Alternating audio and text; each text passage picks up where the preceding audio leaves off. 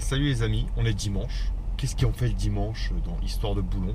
Enfin moi en tout cas, je vais démarrer toute ma flotte de merguez. Je les fais toutes tourner une par une, puis je les range, je les déplace, je les range, je les déplace, j'en lave une et puis les autres je les laisse salir, machin.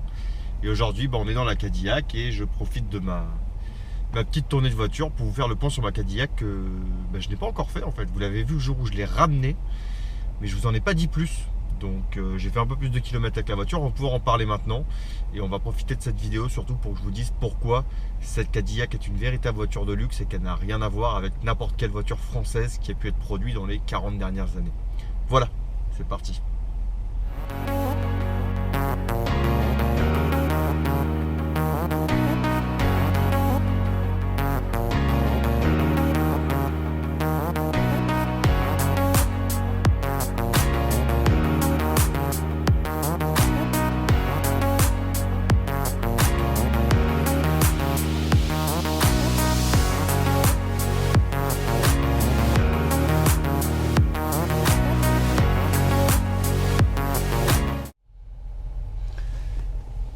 Sur la partie intérieure de la voiture, déjà en termes d'options, donc celle-ci c'est un modèle 2003. Donc c'est-à-dire que comment vous pouvez reconnaître un modèle 2003, notamment c'est ici que ça va se passer, vous voyez, c'est le nouveau GPS. Vous avez les premières séries qui ont eu un tout petit GPS qui devait à peu près s'arrêter là, et là, à la louche, hein, avec un cerclage complet qui était plutôt moche.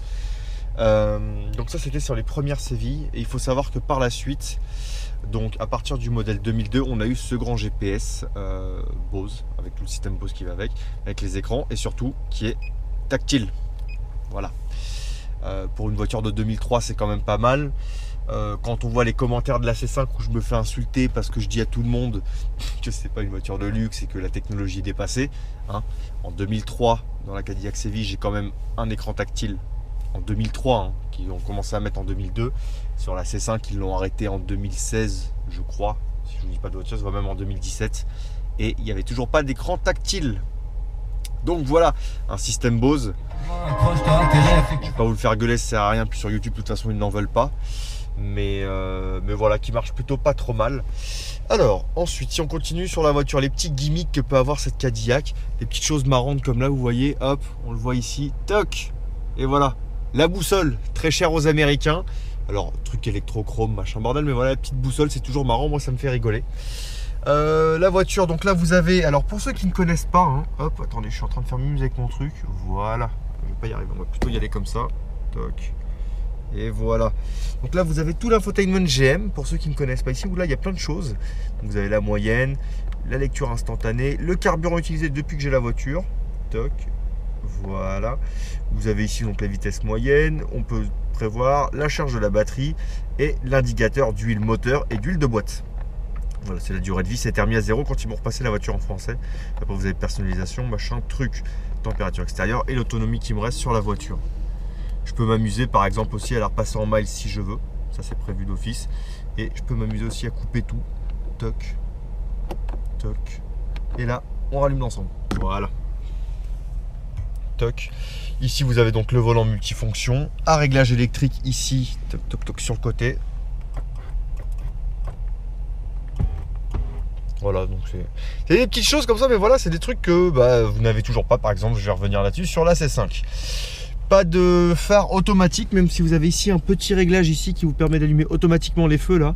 C'est leur espèce de version à eux de l'époque, c'est-à-dire qu'en fait c'est une sorte de, alors ils appellent ça le twilight, je vous le traduirai pas mot pour mot, mais en gros vous choisissez le degré d'intensité et les feux vont s'allumer tout seuls, les anti-brouillards. Et ici ce qui est marrant, que vous voyez là peut-être un peu mieux, vous avez des positions de parking donc pour que uniquement les lumières à droite soient allumées ou les lumières à gauche quand vous garez la voiture. Voilà.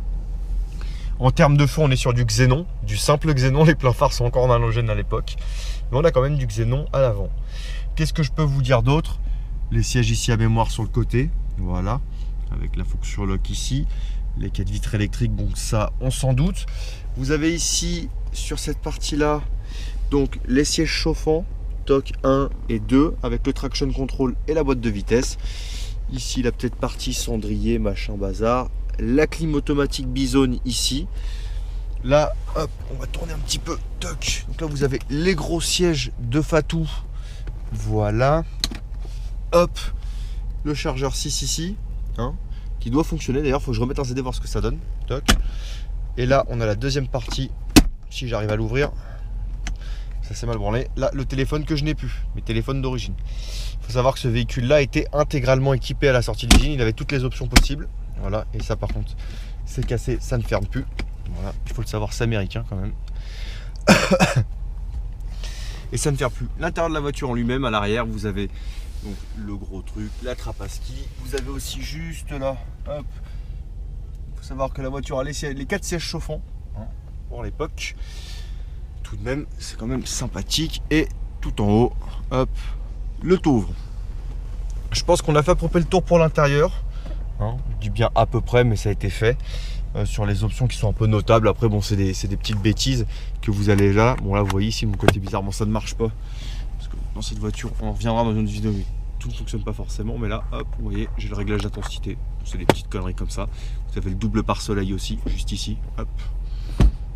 Voilà, des petites bêtises comme ça. Voilà pour l'intérieur de la voiture. Je vous retrouve dehors. Donc, pour les petites infos de la voiture. Donc, de série, vous aviez les radars de recul juste là. Grosse gamelle d'échappement juste ici en double.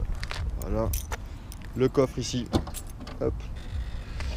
Le coffre, bon, forcément qui est plein de bordel, mais pour vous donner une idée quand même de la place qu'il y a là-dedans, hein, c'est plutôt bien fichu ici. Vous avez des petits rangements sur le côté. Et la roue galette qui est juste en dessous. Et ici, truc américain obligatoire, la sortie du coffre automatique. Ou c'est la trappe. Non, c'est la trappe à essence. Trappe à essence. Pour l'ouvrir, vu que c'est électrique et que la mienne déconne, forcément. Hop. Voilà pour la voiture. Alors après, bon, la gueule de la bagnole, vous la connaissez. Elle a donc pour la gueule de la voiture en elle-même.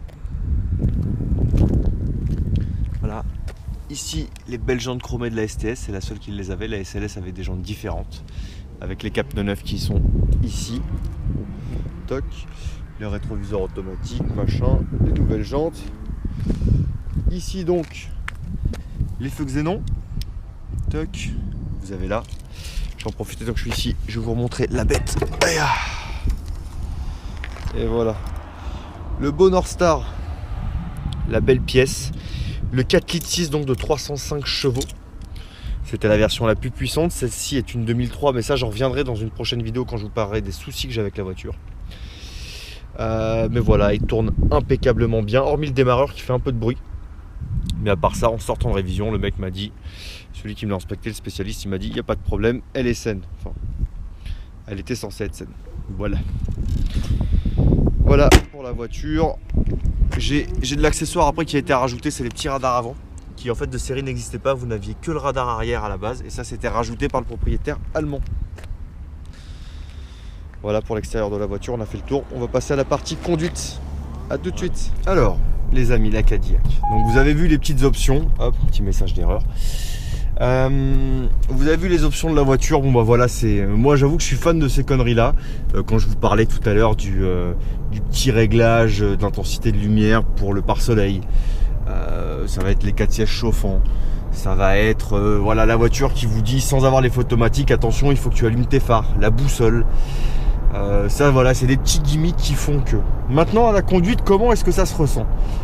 Bon, je maxe sur les voitures françaises parce que en ce moment sur internet, du moins sur notre groupe Facebook, c'est la mode de dire ah bah ouais, non mais attends, les mecs qui roulent en Mercedes c'est des ignares, ceux qui roulent en Audi, ils n'y connaissent rien, de toute façon c'est des pâles copies de ce qu'on peut trouver, ça n'apporte que dalle. Une C5 faut aussi bien, blablabla, blablabla. Bon. J'ai eu beaucoup de Citroën quand même, hein. J'en ai encore une d'ailleurs, hein.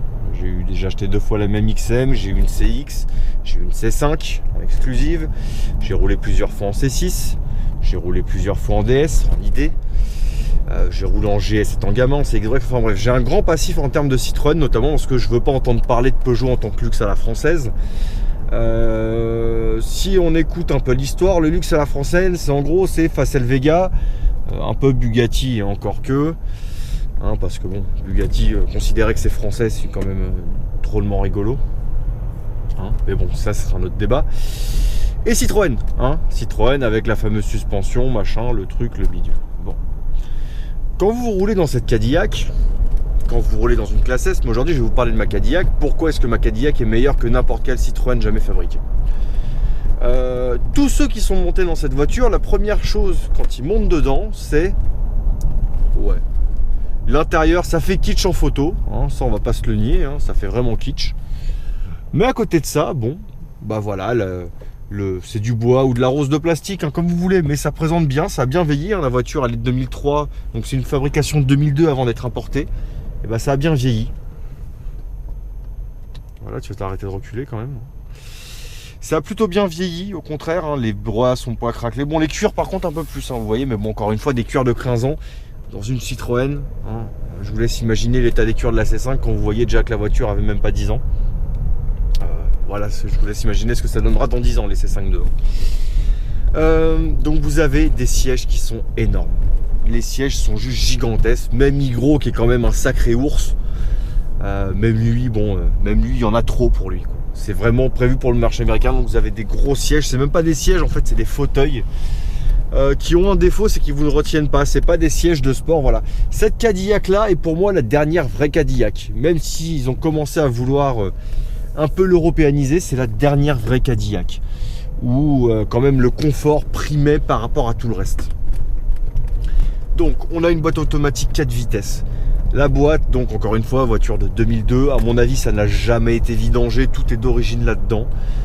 Tous ceux que j'emmène dedans, c'est incroyable, on dirait que la boîte sort de l'usine, c'est-à-dire que n'importe quelle boîte automatique que vous prenez aujourd'hui, une 4 vitesses, vous sentez les passages de rapport.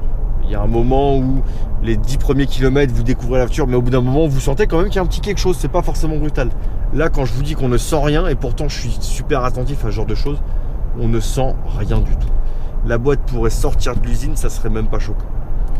Alors la boîte a ses défauts, elle est longue, machin et tout, mais elle a une configuration confort qui lui va à merveille. Première chose. Deuxième chose, le moteur. Dans une berline de luxe, aujourd'hui quand on parle de luxe à la française, quand on me dit qu'un V6 est un moteur de luxe, je réponds non. Non. Dans le sens où un V6 c'est sympa, c'est toujours mieux qu'un 4 cylindres, on est d'accord. Mais tous les gens, encore une fois, qui ont essayé, qui sont montés dans cette voiture, ont dit ouais, ok.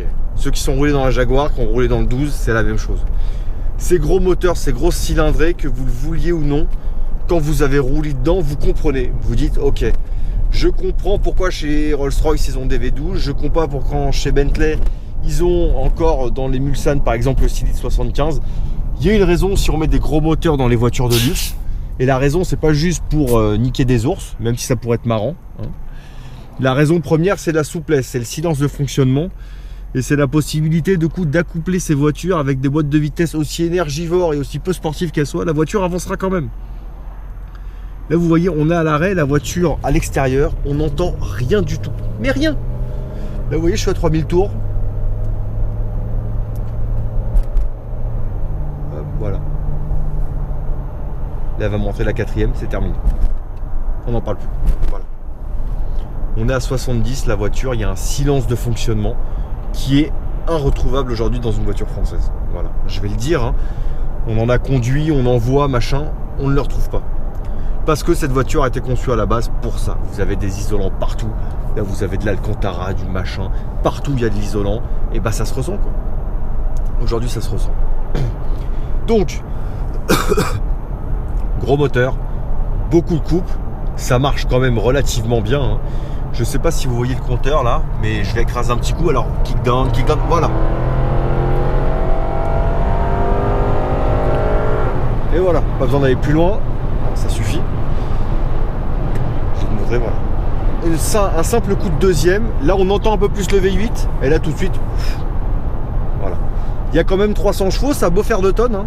Il y a quand même 300 chevaux, et le North Star, même quand le père Klaxon l'avait essayé, ou encore Hamon dans le dernier Grand Tour qui vient de sortir, le North Star est un bon moteur. Voilà.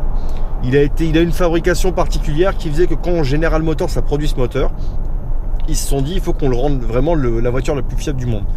Donc la révision, je parle pas des vidanges, hein, mais je parle bien de la révision. Qu'est-ce que tu fais toi? Foutu roast beef, hein. C'est pas possible, ils font n'importe quoi ça. La révision là-dessus se faisait tous les 60 000 miles. Ou 100 000 miles, je sais plus, j'ai un doute, mais c'est énorme. La voiture, le moteur est fait de telle manière que si jamais vous pétez un joint de culasse avec le moteur, en fait il y a une désactivation des cylindres qui fera que vous pouvez faire 100 miles pour rejoindre le dealer Cadillac le plus proche pour qu'il puisse réparer votre voiture. En fait, la voiture, elle va rouler sur 2 cylindres, toc, toc, toc, toc. Quand il chauffe trop, elle les désactive et passe sur d'autres. Et elle fait ça ainsi de suite sur 100 miles. Voilà. C'est ce genre de moteur là. C'était construit pour être robuste et vraiment pour emmener la voiture dans un silence de fonctionnement avec un minimum de couple. Et en tout cas, là-dessus, mission accomplie. À la conduite, après, qu'est-ce que vous allez ressentir là-dessus? Donc du silence, du couple. Typiquement, vous ressentez la voiture américaine. C'est-à-dire que la voiture américaine, dans le sens où sur un gros freinage, bon bah, je veux pas dire que je prends toute la route, mais en plus, bon, j'ai les amortisseurs qui sont fatigués, donc la voiture louvoie un peu. Ça prend un peu de roulis, encore une fois à cause des amortisseurs. C'est énorme. C'est-à-dire que bon, la voiture fait 5,05 m, je crois quand même. Donc autant dire qu'aujourd'hui, des voitures qui dépassent les 5 mètres, vous avez du mal quand même à en trouver. On parle de série 7 limousine et de choses comme ça. Ce qui est marrant, c'est qu'il y a cet effet, alors que maintenant les nouvelles voitures ont corrigé avec les 4 roues directrices, mais vous avez cet effet où en fait l'avant de la voiture tourne et vous sentez qu'il faut un peu de temps pour que l'arrière suive, quoi. Vous sentez que vraiment que vous conduisez un truc assez long, quoi. Mais c'est un peu le seul défaut qu'a cette voiture, c'est bah tiens, on va se faire doubler par une R8 V8, V10 V10, deux petits jeunes branleurs, voilà, c'est marrant. Mais voilà, c'est le seul truc qu'on peut dire sur cette bagnole, c'est que c'est long et c'est un sacré morceau, quoi. Et en plus c'est large, parce que c'est prévu pour les routes là-bas. Là-bas, ça me dérangerait pas d'avoir ça si vous voulez tous les jours, parce que les roues sont prévues toujours. Ici, ouais. C'est un peu gros. C'est-à-dire qu'en conduite de tous les jours, en plus ça braque pas des masses comme truc, donc c'est pas extraordinaire. Mais par-dessus ça en plus, bon bah dès que vous cherchez à vous garer, bah il vous faut une vraie place, quoi. Vraiment. Mais voilà ce que je peux vous dire sur la conduite de ma Cadillac. Hier encore on est parti avec Momo, on a fait 400 bornes avec la voiture. Franchement du bonheur. En termes de consommation aujourd'hui, pour clôturer là, vous voyez j'ai fait 400 bornes d'autoroute hier, donc je suis tombé à 13,7 litres. Quand je tourne dans le coin, je suis plutôt à 23-25. Hein. Bon bah un 4,6 litres à froid avec une BVA 4, pas être tracté 2 tonnes, il n'y a pas de secret. Hein. Surtout que le but de ce truc là, c'était pas d'être efficient, loin de là. Mais moi c'est exactement ce que je recherchais. Et il y a quand même ce côté marrant, c'est-à-dire que quand j'écrase, quand j'ai des mecs, des petits branleurs qui viennent me coller un peu, et bah ils s'attendent pas spécialement non plus à ce que ça reparte aussi fort en fait. En termes de PEF, il faudrait regarder ce que ça donne sur les fiches techniques, mais à mon avis, tout ce qui était 740i, voire même 750i, je pense que je suis à côté, voire devant. Mais il faut regarder, Je peux pas vous le dire. Alors, il nous fait chier avec sa merde, lui qui fait du bruit, là. Putain. Sa grosse coccinelle, putain de beauf. Bref. Voilà pour l'essai de ma Cadillac, j'espère que ça vous aura plu. Je vais vous refaire une autre vidéo sur la Cadillac avec tous les problèmes que j'ai, parce que cette voiture va définitivement m'emmener à la Banque de France, mais ça vous le saurez dans la prochaine. Rejoignez-nous sur la page Facebook, venez causer avec nous et puis n'hésitez pas à commenter, surtout ça me fait plaisir. Voilà, allez, salut les amis, bisous à tous, bye.